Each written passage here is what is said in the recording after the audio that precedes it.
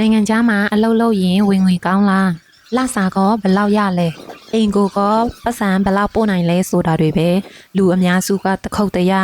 နေကြတာပေါ့နော်ဒီလိုမင်းခွန်းတွေကိုနိုင်ငံခြားမှာနေနေတဲ့လူတွေကအမေးများရဆုံးအမေးခံရဆုံးမင်းခွန်းတွေလို့ထင်တယ်နိုင်ငံခြားမှာအလုပ်လုပ်ရင်ဘယ်လိုအခက်အခဲတွေရှိလဲဘယ်လိုနေထိုင်ရလဲပြီးတော့ဘယ်လိုဖြေရှင်းကြရလဲဆိုတာတွေကိုဘယ်သူမှတကူးတကားအဲ့ဒါတွေမမေးကြဘူးပေါ့နော်တချို့ဘဝတွေကနိုင်ငံရဲ့ခြားမှာ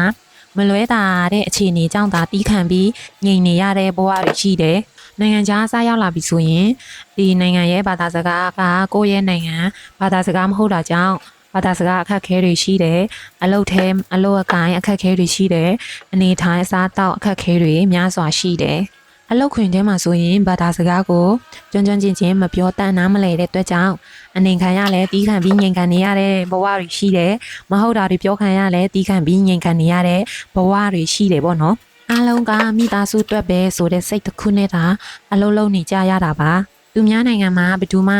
အရန်ကြီးအဆင်ပြေမနေကြပါဘူးလူတိုင်းကသူဒုက္ခနဲ့သူတွေကြီးပဲပေါ့နော်ဖွင့်ဟမပြောကြတာပဲရှိကြတာနန်းတို့ကဒီထိုင်းမှာနှစ်ပေါင်း10နှစ်ကျော်သွားပြီဆိုတော့နန်းတို့ကနှစ်ချီကြာသွားပြီဒီထိုင်းနိုင်ငံကိုဆက်စပြီးရောက်လာမယ်တာစပြီးအရှိရှာအလုပ်လုပ်ကိုင်းမယ်ဆိုရင်အခက်ခဲများစွာကြုံတွေ့နိုင်ပါတယ်ရှင်